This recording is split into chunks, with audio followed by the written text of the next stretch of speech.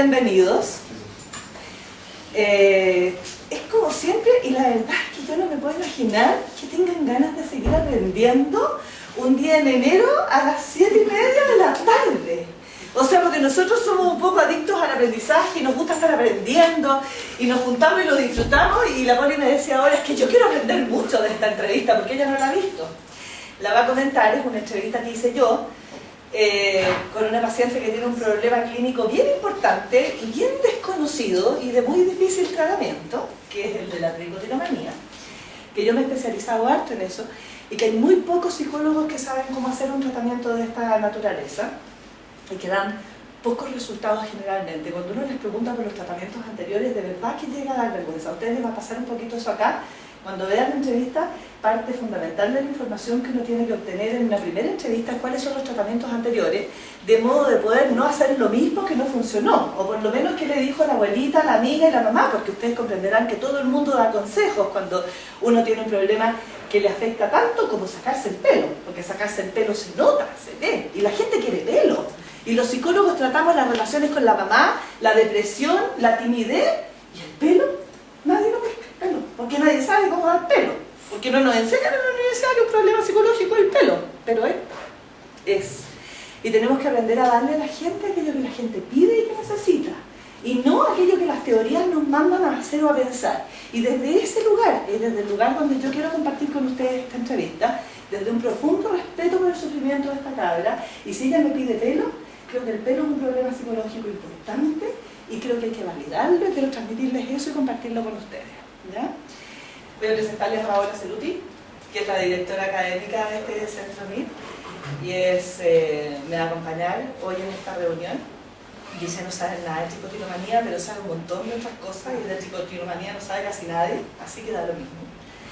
Vamos a analizar la entrevista clínica y vamos a conversar, y la idea es que ella me ayude a comentar las intervenciones que aquí se hacen y que vayamos aprendiendo entre todos. Ella me va a acompañar y va a conversar entonces hoy con ustedes acerca de esto. La idea es poder invitarlos a una experiencia de aprendizaje. María Inés, que es directora de nuestro centro y con quien he trabajado hace 20 años, tiene una manera que a mí me gustó desde que estaba en la escuela de psicología, en quinto año, y la conocí año 1990, que tendría 21 años, que tiene que ver con hacer las cosas de una manera muy seria, muy novedosa en términos de la actualización en psicoterapia, pero pasándolo bien, ¿ah? De repente las cosas más profundas son tremendamente livianas y concretas.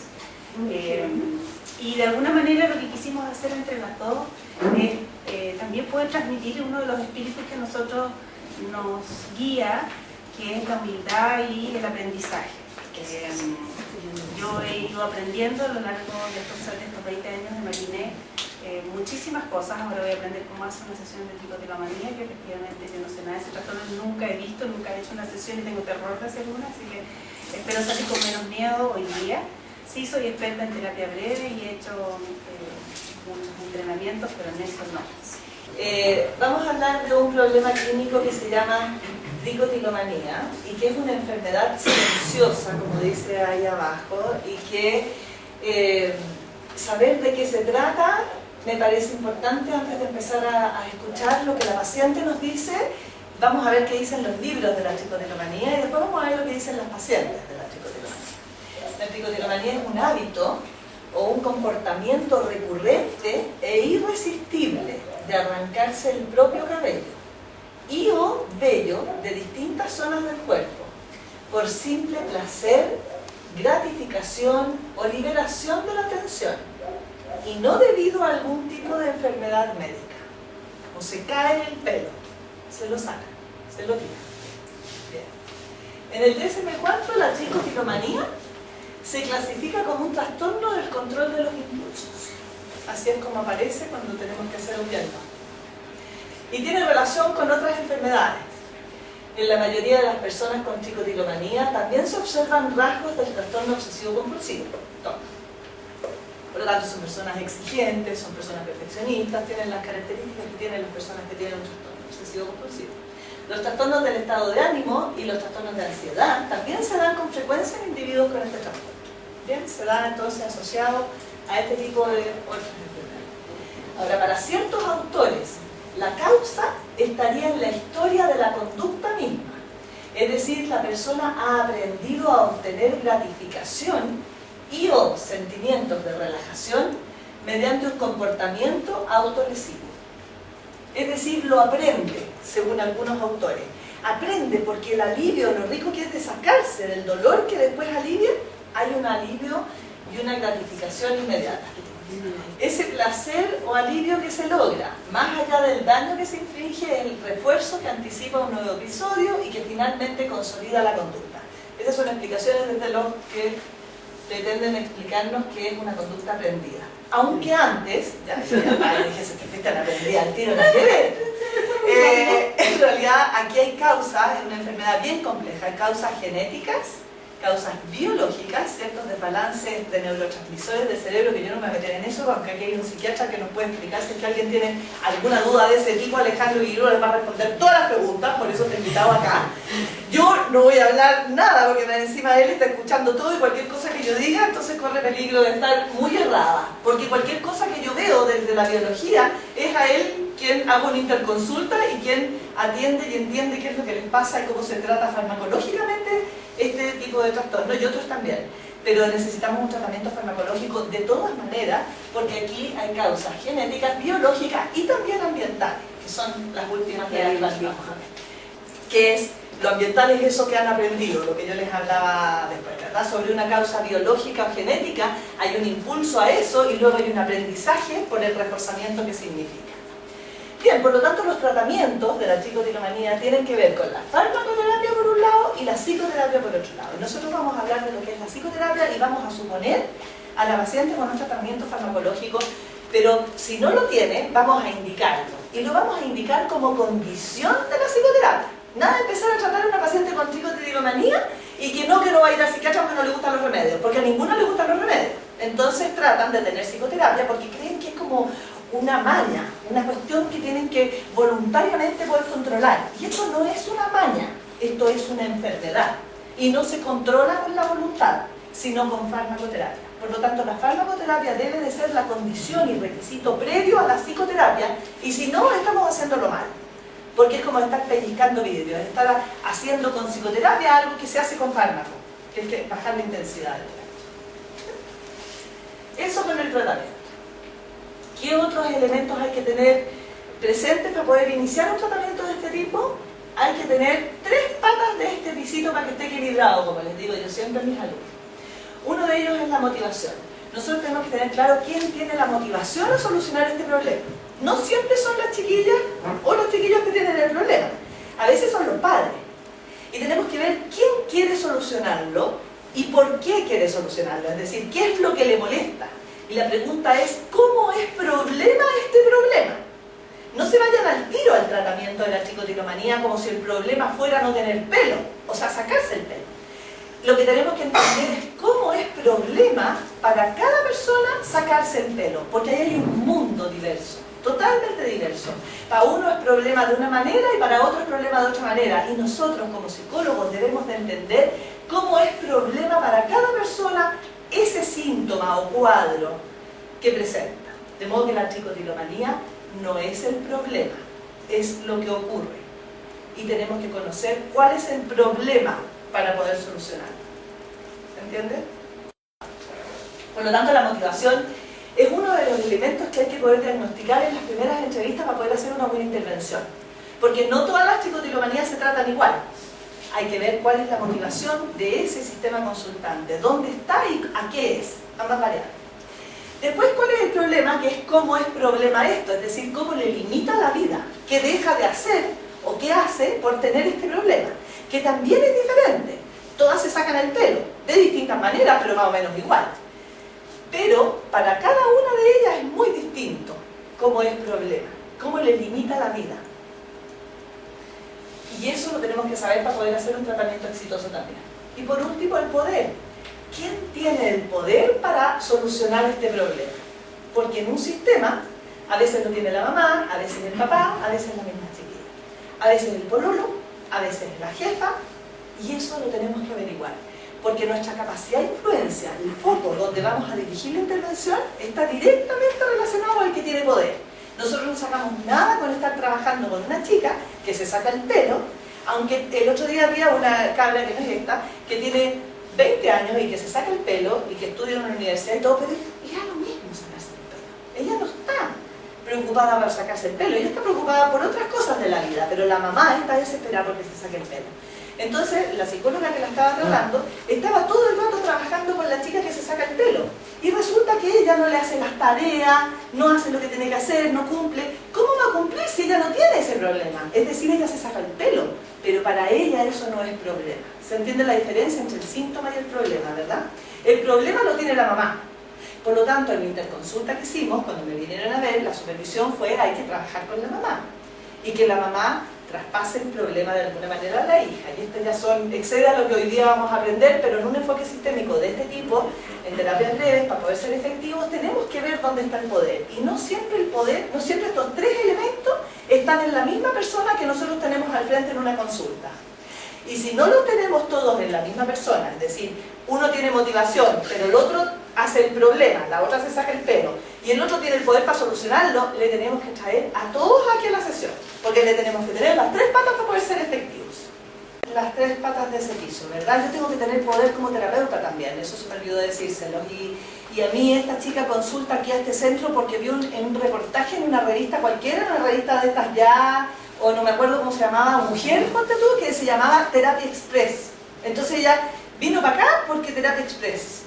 Entonces hay que tener cuidado con esas expectativas, porque si no las cumplimos en las primeras sesiones, y yo lo que hice fue aclarar muy clarito que esto no era para venir así a una cosa fácil express, ¿ya?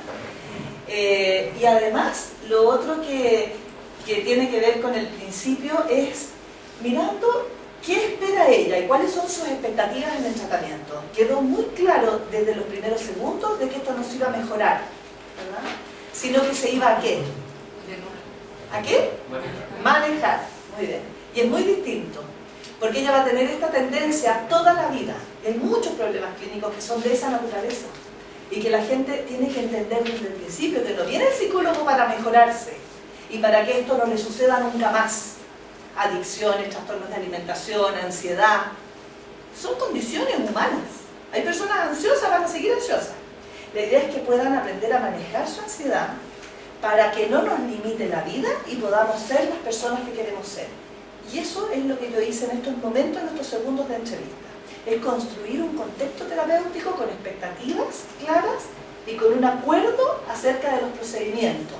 Y eso es lo que constituye la alianza, que es la variable que más determina que una psicoterapia pueda tener o no éxito. Si ustedes tienen un paciente al frente con expectativas claras en términos de qué puede esperar de este tratamiento y de ustedes y de sí mismo, que creen ustedes y creen que ustedes saben de qué están hablando y que los objetivos los ve algo posible, es muy posible que estén frente a un paciente construyendo una buena alianza y pudiendo avanzar hacia un tratamiento exitoso. Yo busqué recursos por donde sé que tienen recursos las chicas obsesivas, o sea, siempre son perfeccionistas, se sacan buenas notas. Entonces le pregunté por las notas del colegio, si no era que yo esperaba, no me extrañó nada que tuviera un 6,7.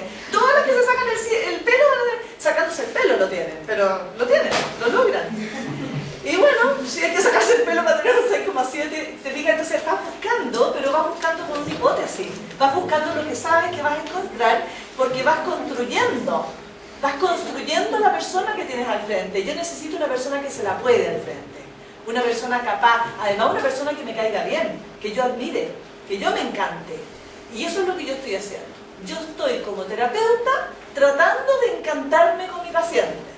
Porque yo con una galla que se saca el pelo, que no sirve para nada, que puro sufre en la vida, que anda arrastrándose por ahí, la verdad es que no me dan ganas de ayudarla ni sé cómo. Porque la psicoterapia uno no le da nada a la gente, uno trabaja con los recursos que la gente tiene. Entonces el psicoterapeuta se parece mucho más a un activador de recursos del otro que al fármaco, que es un tratamiento médico, donde es más pasivo y donde se toman un remedio y a lo mejor les hace bien o no. Y ellos esperan que les haga esto. Pero acá nosotros vamos a activar sus propios recursos. Por lo tanto, lo que yo estoy haciendo ahí es fundamental buscar recursos, armar vínculos, bajar la ansiedad. Todo lo que dijeron está bien, pero sobre todo encantarme yo con esa paciente. Porque yo tengo que ser un buen espejo de ella. Y que ella se mire en mí también bien, orgullosa. Quiero iniciar esta cosa emocional de autoestima, de me la puedo. Ella se la está pudiendo ahora. Ahora me puedo, cuando ya la tengo, en que me la puedo, cuando ya caché. Y se fijaron que yo ando buscando puro sí. Que todo el rato la paciente está, sí, porque yo voy reflejando, sí.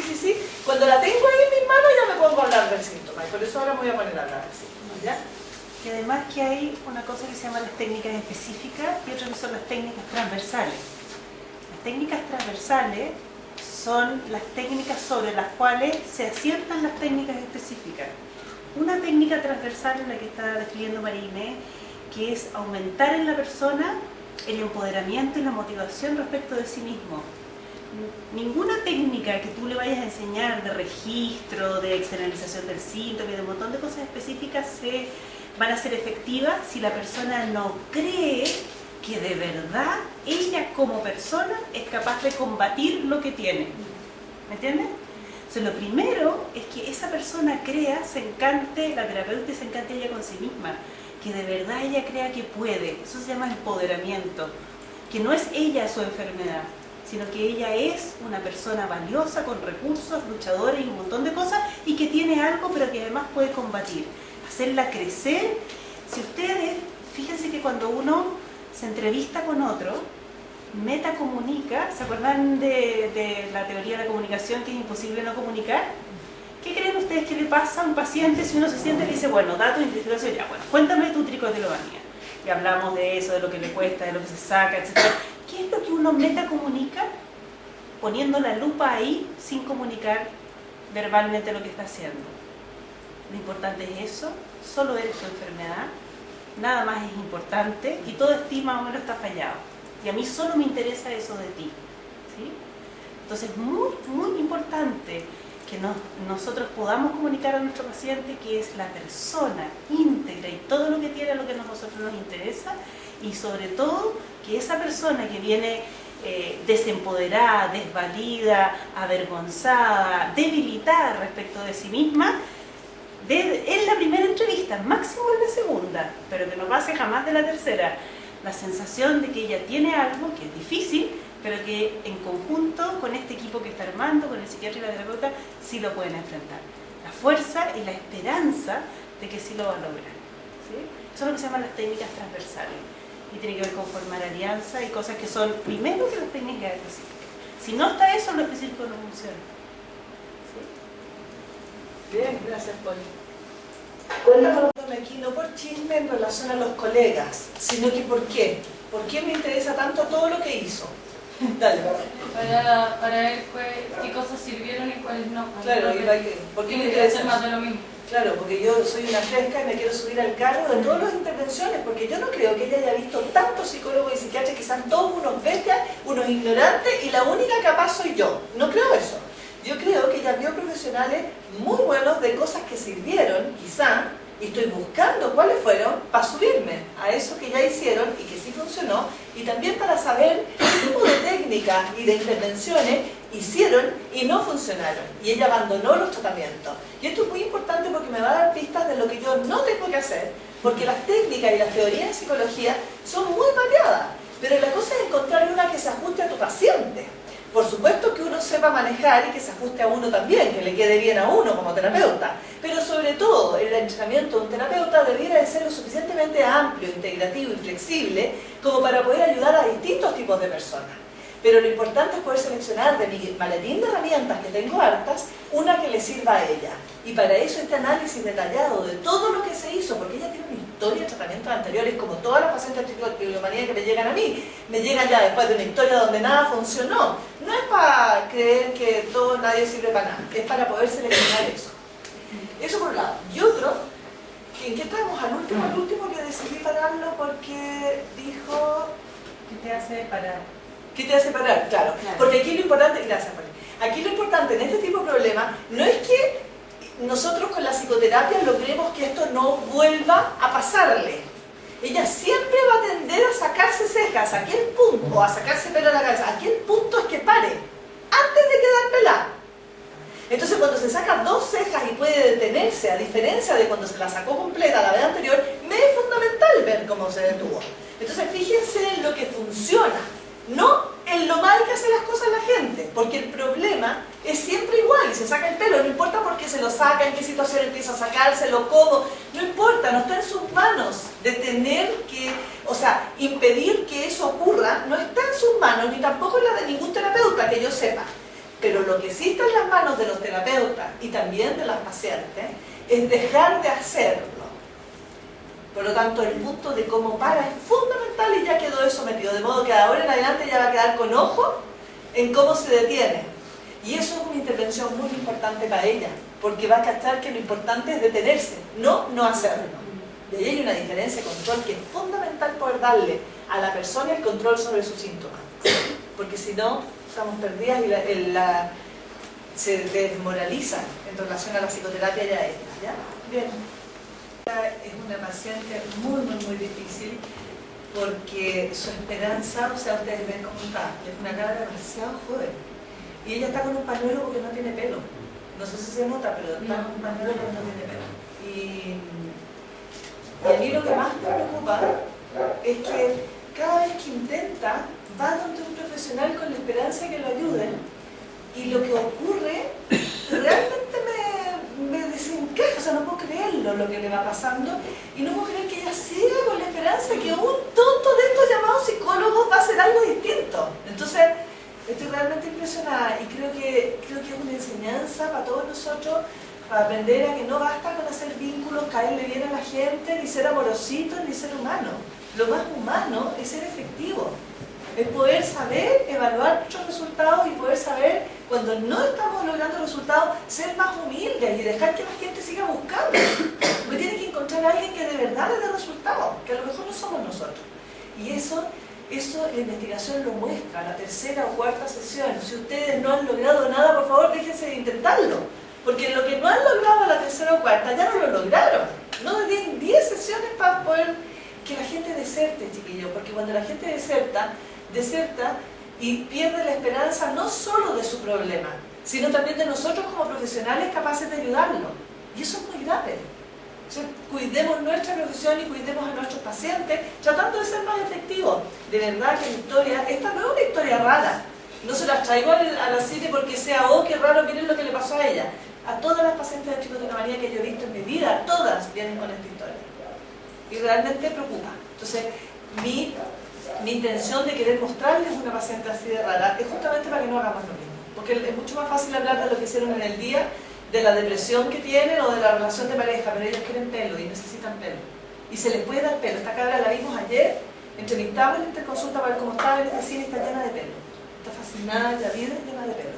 Y ustedes dirán, ¿qué importa tener pelo? No sé si importa.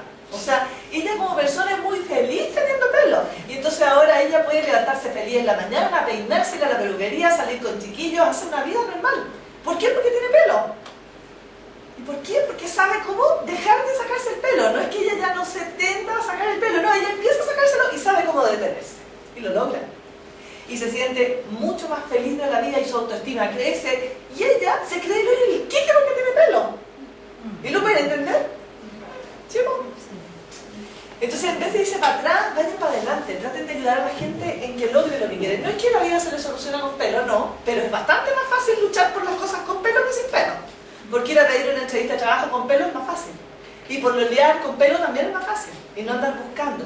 Esto es una enfermedad de la mentira. Si ustedes se fijaron, ahora va a venir una intervención, que es la intervención que promueve el cambio, que tiene que ver con lo que ya ocurrió. Yo no sé si ustedes se fijaron o pasó desapercibido de qué hacía cuando empezó a sacarse la ceja.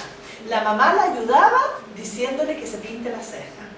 El pelón que se sacó aquí, ¿cómo era? Tapándose que eso existía. Se lo tapó hasta los papás, a quien les contaba todo y tenía mucha confianza, ¿se acuerdan? Sí. Entonces empiezan a ocultar y a mentir.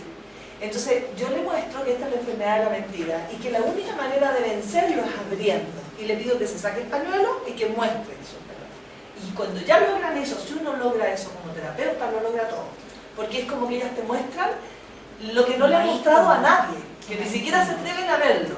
Y cuando lo ven, el monstruo desaparece, porque este es un monstruo que ataca en la oscuridad, en la mentira, en las tinieblas, así, en lo oscuro.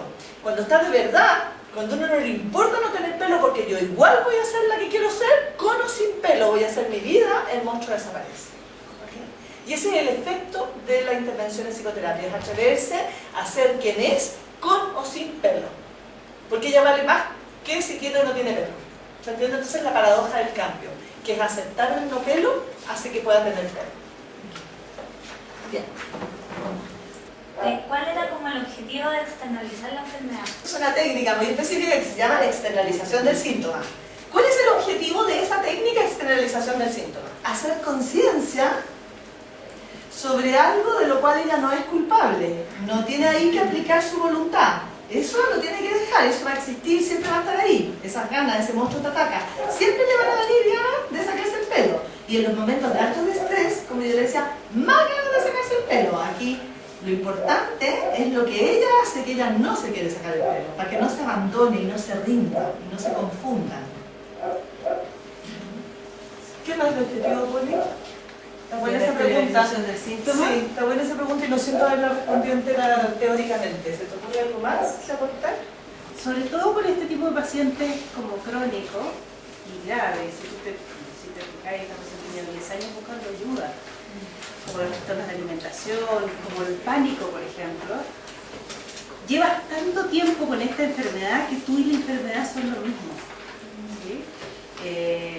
Piensas que lo construiste, piensas que eres culpable, piensas que eres eso, que esta chica o no le tomaban en cuenta lo que le importaba, o su enfermedad era absolutamente todo lo que ella era, entonces estaba todo mezclado.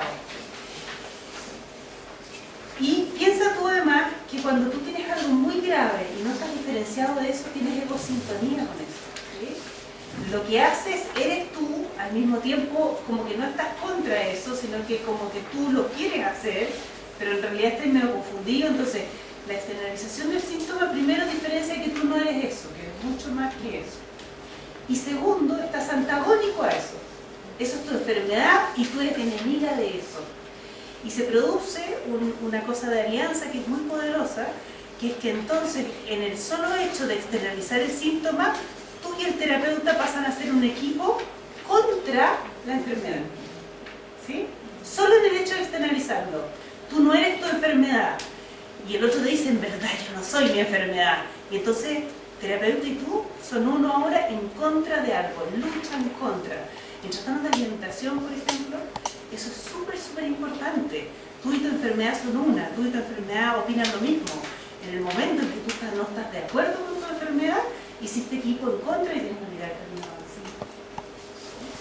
¿Está bien? ¡Súper! ¡Bien!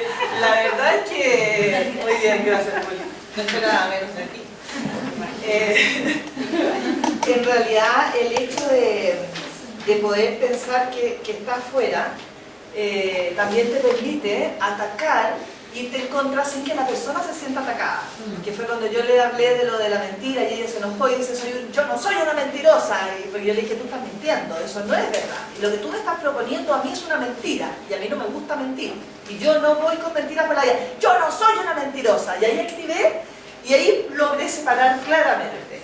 Entonces, puedo atacar el síntoma sin atacarla a ella. Entonces, los palos pueden ir muy directamente. Y yo le digo, tú creís que eres la misma, esta y la otra, pero yo veo clarito cuando habla esta y cuando habla la otra. Y yo voy contigo a favor, a full, pero a palo con tus síntomas. O sea, a mí me voy a tener que dejar hablar.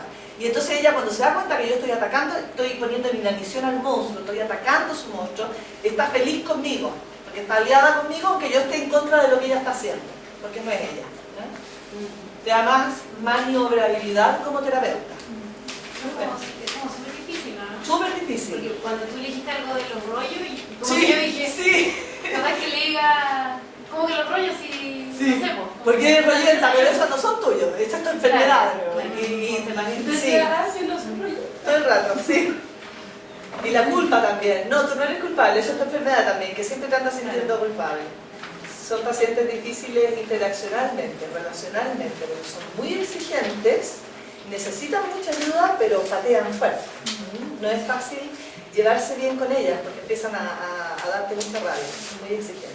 ¿Hay una alta final o siempre hay que estarlos monitoreando? A mí me dicen por ahí que yo tengo problemas de separación y debo tener, porque en realidad a mí me cargan de alta a mis pacientes. A ningún paciente lo doy de alta, nunca, nunca. Es decir, yo distancio las sesiones lo más luego posible. Por ejemplo, esta paciente tuvo 2 sesiones, una vez a la semana, después cada 15 días, después una vez al mes, después 3 meses, después 6 meses y ahora como 9 meses después le hicimos el seguimiento. En total pueden ser entre 6, 8 sesiones, pero en un largo de tiempo de año y medio, porque esto es un problema de largo alcance, de timing. Ahora, cuando yo la doy de alta, ¿pero para qué? Pues, si lo que tengo que hacer es seguir en un seguimiento para ver si sigue bien, porque cada vez que sigue bien yo refuerzo cómo lo ha logrado, porque no es que no le haya atacado el monstruo, no es que ella no se haya intentado sacar pelo, sino que yo le refresco la memoria de cómo se ha detenido cada vez que ha podido. Con esta, por ejemplo, que se embarazó, yo la vi hace como 10 años, yo te diría, la que está ahora con mellizo, que me consulta ahora porque empezó a sacarse el pelo y se aterró, porque está esperando guagua y cosas así. Pero no es una recaída, no es como que el tratamiento anterior no sirvió, sino que justamente porque sirvió ella me busca para reforzar, porque ella se siente más segura si me habla conmigo y revisamos juntas cuáles son las estrategias para detenerse. Porque ella empezó a sacarse pelo, pero no tiene ningún pelo ni se ha tapado. Y ella vivió hasta como los 25 años con todo el rato el pelo tapado, desde los 15 hasta los 25. Nunca soltó el pelo. Entonces, que consulten para reforzar lo que ya sirvió, me parece que es una manera de ir manteniendo la psicoterapia, porque la psicoterapia tiene 2 partes importantes. Una, promover el cambio de la forma lo más rápida posible. Y esto empezó al tiro. En la primera sesión promovimos cambio. Pero luego, la etapa de mantención del cambio, tienes que distanciar las sesiones para empezar a atribuir los logros a ella y que ella no crea que es la magia del terapeuta, que uno es tan buena terapeuta y que ahora esto funcionó, sino que ella se dé cuenta que está en ella el poder hacerlo y logre esa autonomía y independencia. Y eso a veces se demora un poco más, un poco menos, y tú lo logras distanciando las sesiones y no tienes para qué darlas de alta. De eso yo le digo al final del camino a esta chica, por ejemplo, le digo, mira, cuando queráis vuelve a llamarme, yo existo, estoy aquí. Y no quedemos en una hora específica, pero yo quiero saber de ti de nuevo. Y quiero saber de ti no solo si estoy mal, quiero saber de ti también cómo es que estáis bien. Y entonces los dejo como unidos a mí. Y ellos me tienen así como en su ángel de la guarda, en su telón de fondo. ¿Saben que existo?